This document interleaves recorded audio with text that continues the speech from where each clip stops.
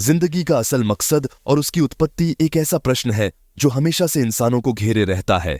आखिर कौन सी ताकत है जिसने पृथ्वी पर जिंदगी को जन्म दिया? क्या यह सिर्फ एक प्राकृतिक घटना है या इसमें कुछ और भी गहरा है? इस वीडियो में हम इस प्रश्न का जवाब देने की कोशिश करेंगे और देखेंगे कि कैसे विभिन्न फैक्टर ने मिलकर जिंदगी का विकास किया। तो आखिर तक बने रहिए, क्योंकि हम कुछ ऐसे फैक्ट्स शेयर करने वाले हैं जो आपको हैरान कर देंगे। जिंदगी का जन्म समझने के लिए हमें पहले पृथ्वी की स्थिति और उसके चरित्र पर ध्यान देना होगा। पृथ्वी, हमारा घर, एक ऐसी स्थल है जो सूरज से 93 मिलियन मील दूर है। इसकी एटमॉस्फेयर, तापमान और जलवायु जिंदगी को संभव बनाते हैं। पहला प्रश्न यह है कि पृथ्वी पर पानी, कार्बन डाइऑक्साइड और ऑक्सीजन जैसे तत्व की उपस्थिति जिंदगी के लिए अत्यंत महत्वपूर्ण है। क्या आप जानते हैं कि पृथ्वी की स्थल की कॉम्पोजिशन, जैसे कि प्लेट टेक्टोनिक्स, भी जिंदगी के विकास पर प्रभाव डालती है? यह प्लेट टेक्टोनिक्स ही है जो समुद्री जीवों को नया हैबिटेट प्रदान करती है और नए विकास के अवसर तैयार करती हैं।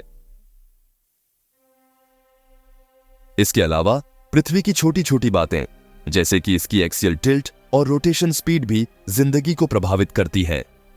एक्सियल टिल्ट से पृथ्वी पर मौसम का विकास होता है, जो कि जिंदगी के लिए आवश्यक है। क्या आपने कभी सोचा है कि अगर पृथ्वी का रोटेशन स्पीड ज्यादा होता या फिर एक्सियल टिल्ट अलग होता तो क्या जिंदगी इस तरह से विकसित होती? ये सभी फैक्टर मिलकर जिंदगी के विकास को प्रभावित करते हैं। जिंदगी की उत्पत्ति के लिए कई थ्योरीज हैं। सबसे प्रसिद्ध थ्योरी है एबायोजेनेसिस, जो कहती है कि जीव जंतु बिना किसी प्राचीन जीव से संपर्क किए खुद ब खुद बन गए।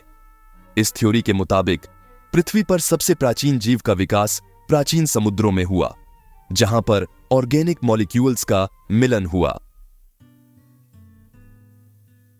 इस थ्योरी को समझने के लिए हमें देखना होगा कि कैसे प्राचीन समुद्री जीव, जैसे कि बैक्टीरिया और आर्किया, ने पृथ्वी पर अपना स्थान बनाया।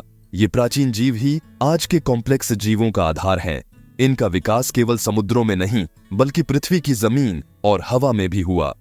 इस थ्योरी के अनुसार ये सभी जीव अपने आसपास के एनवायरनमेंट के साथ संवाद करते रहे और इनके बीच का मिलन ही जिंदगी के विकास का मुख्य कारण बना।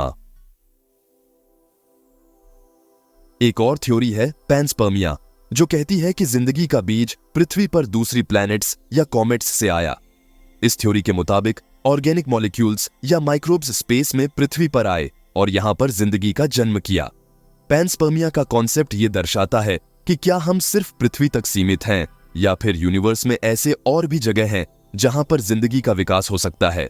ये थ्योरीज न सिर्फ जिंदगी की उत्पत्ति को समझने में मदद करती है, बल्कि ये भी दर्शाती है कि विश्व कितना व्यापक है। पानी जिंदगी का एक अहम हिस्सा है। यह सिर्फ एक सॉल्वेंट नहीं है, बल्कि यह केमिकल रिएक्शंस के लिए भी एक आवश्यक तत्व है। पानी का मॉलिक्यूलर स्ट्रक्चर, जो कि एक पोलर मॉलिक्यूल है, इसे केमिकल रिएक्शंस को संभव बनाता है। अगर हमारे पृथ्वी पर पानी नहीं होता तो जिंदगी का जन्म संभव नहीं होता। ओशन और समुद्रों ने जिंदगी को विकसित करने के लिए एक स्थान प्रदान किया, जहां पर पहले जीव का विकास हुआ। पानी के बिना फोटोसिंथेसिस और रेस्पिरेशन जैसे महत्वपूर्ण प्रक्रियाएं भी संभव नहीं होती। इसीलिए पानी का महत्व समझना बहुत जरूरी है। आज तक के सबसे प्राचीन समुद्री जीवों का विकास भी पानी की उपस्थिति का प्रमाण है। पानी ने ही जीवन के लिए एक स्थल प्रदान किया, जहां पर विकास और प्रजनन की प्रक्रियाएं संभव होती हैं। क्या आपने कभी सोचा है कि अगर पानी की उपस्थिति नहीं होती तो पृथ्वी पर जीव कैसे होते? इस प्रश्न का जवाब ढूंढने के लिए हमें प्राचीन समुद्रों और विभिन्न प्रकार के जीवों का अध्ययन करना होगा, जो पानी में समय के साथ विकसित हुए। आइए इन प्राचीन जीवों के बारे में जानकारी प्राप्त करते हैं। एटमॉस्फेयर पृथ्वी पर जिंदगी को संभव बनाता है। यहां पर कार्बन डाइऑक्साइड, नाइट्रोजन और ऑक्सीजन जैसी गैसें हैं जो फोटोसिंथेसिस और रेस्पिरेशन के लिए जरूरी हैं। क्या आप जानते हैं कि फोटोसिंथेसिस के माध्यम से पौधा कार्बन डाइऑक्साइड को ऑक्सीजन में बदलते हैं, जो कि जीवों के लिए आवश्यक है। इस तरह से एटमॉस्फेयर की कॉम्पोजिशन ने पहले जीव के विकास में भी महत्वपूर्ण भूमिका निभाई। आज भी एटमॉस्फेयर की उपस्थिति ने विकसित जीवों को खुशहाल बनाया है। इसके अलावा ओजोन लेयर ने पृथ्वी को सूरज की हानिकारक यूवी रेज से बचाया है, जो कि जीवन को संभव बनाने में महत्वपूर्ण है। आज के समय में जब हम पर्यावरणीय परिवर्तनों और प्रदूषण के सामने हैं, तब एटमॉस्फेयर का महत्व और भी बढ़ गया है। क्या हम इस ताकत को समझ पाएंगे और अपने एनवायरनमेंट को संरक्षण करने की कोशिश करेंगे? यह सोचने की बात है कि अगर एटमॉस्फेयर में बैलेंस न होता तो जिंदगी कैसे होती? इस प्रश्न का उत्तर हम सिर्फ वैज्ञानिक रिसर्च के माध्यम से ही जान सकते हैं। हर साल नए रिसर्च और स्टडीज एटमॉस्फेयर की कॉम्प्लेक्सिटी और इसकी जिंदगी पर प्रभाव डालने वाले इफेक्ट्स को समझने में मदद करते हैं। कुछ थ्योरीज यह भी कहती हैं कि जिंदगी का जन्म सिर्फ पृथ्वी पर नहीं बल्कि यूनिवर्स के और भी जगहों पर हुआ। मीटियोराइट्स जो कि ब्रह्मांड से पृथ्वी पर गिरते हैं, उनमें ऑर्गेनिक मॉलिक्यूल्स हो सकते हैं जो जिंदगी के विकास में मददगार हो सकते हैं। ये थ्योरीज यह दर्शाती हैं कि शायद हमारे पृथ्वी पर आई जिंदगी के लिए कॉस्मिक फैक्टर्स भी जिम्मेदार हैं। स्पेस मिशंस ने यह दिखाया है कि कुछ कॉमेट्स और एस्टेरॉयड्स पर भी ऑर्गेनिक कंपाउंड्स मिलते हैं। इससे यह दर्शाता है कि क्या हम सिर्फ एक ब्रह्मांड तक सीमित हैं? क्या आज भी ऐसे फैक्टर हैं जो जिंदगी के जन्म में मदद कर सकते हैं?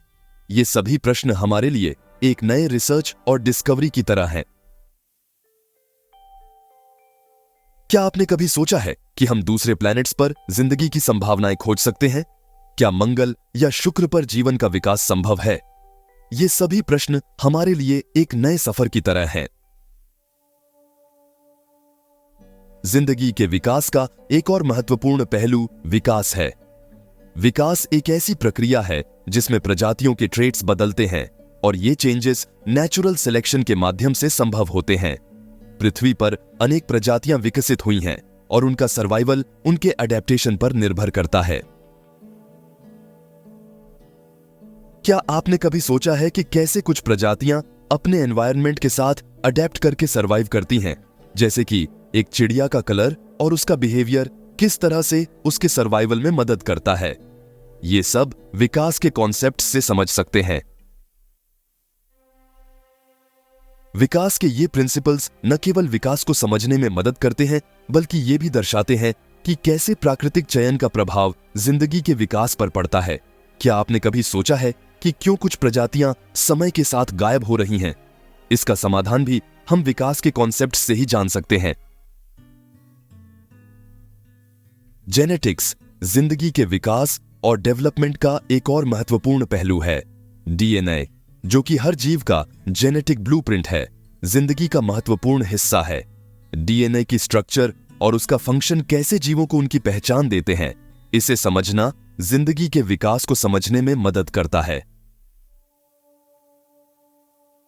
क्या आप जानते हैं कि डीएनए के माध्यम से ही जीन का ट्रांसफर होता है जो प्रजातियों की खासियत को तय करते हैं? ये जीन ही है जो जिंदगी के अनेक रूपों को तय करते हैं, जैसे कि एक चिड़िया की उड़ाने की क्षमता या एक मछली का पानी में तैरने का तरीका। जेनेटिक्स की अध्ययन से हम यह समझ सकते हैं कि किस प्रकार से कुछ जेनेटिक ट्रेट्स विकसित होते हैं और कैसे एनवायरमेंटल चेंजेस इन्हें प्रभावित करते हैं। आज के समय में जेनेटिक इंजीनियरिंग और बायोटेक्नोलॉजी भी जिंदगी के नए रूपों को तय करने में मदद कर रही है। क्या आपने कभी सोचा है कि जेनेटिक इंजीनियरिंग से हम किस प्रकार से जीवों का विकास कर सकते हैं? यह एक ऐसी फील्ड है जो भविष्य में जिंदगी के नए रूप तैयार करने की क्षमता रखती है। विश्व के व्यापक नेटवर्क का एक और महत्वपूर्ण हिस्सा है कि कैसे जिंदगी पृथ्वी के अलग अलग कोनों में फैल गई। जिंदगी सिर्फ एक जगह पर नहीं बल्कि विश्व के अनेक स्थलों पर समय के साथ विकसित हुई है। जब हम ग्लोबल इकोसिस्टम के बारे में सोचते हैं तो हम देखते हैं कि कैसे एक इकोसिस्टम का दूसरे इकोसिस्टम पर प्रभाव पड़ता है। जैसे कि अगर एक इकोसिस्टम में कोई प्रजाति एक्सटिंक्ट होती है तो उसका असर उसके आसपास के इकोसिस्टम पर भी पड़ता है। क्या आपने कभी सोचा है कि इन सभी चीजों का विकास कैसे होता है? ये सभी चीजें एक दूसरे से जुड़ी हुई हैं और इनका समझना हमारे लिए जरूरी है। इसलिए जिंदगी के विकास को समझने के लिए हमें इन ग्लोबल कनेक्शंस पर ध्यान देना होगा। आज के समय में जब हम एडवांस टेक्नोलॉजीज और जेनेटिक इंजीनियरिंग की बात करते हैं तो जिंदगी के विकास की संभावनाएं और भी बढ़ गई हैं। क्या हम कुछ नए प्रजातियों का विकास कर सकते हैं, या फिर क्या हम जीवों को उनकी नेचुरल हैबिटेट से लेकर उन्हें नए एनवायरनमेंट में विकसित कर सकते हैं? ये सभी सवाल हमारे सामने हैं। साइंस और टेक्नोलॉजी के माध्यम से हम जीवन को नए डायमेंशंस दे सकते हैं। जेनेटिकली मॉडिफाइड ऑर्गेनिज्म जीएमओज का विकास करना और इन्हें सस्टेनेबल एग्रीकल्चर में उपयोग करना आज के समय का एक प्रमुख चैलेंज है।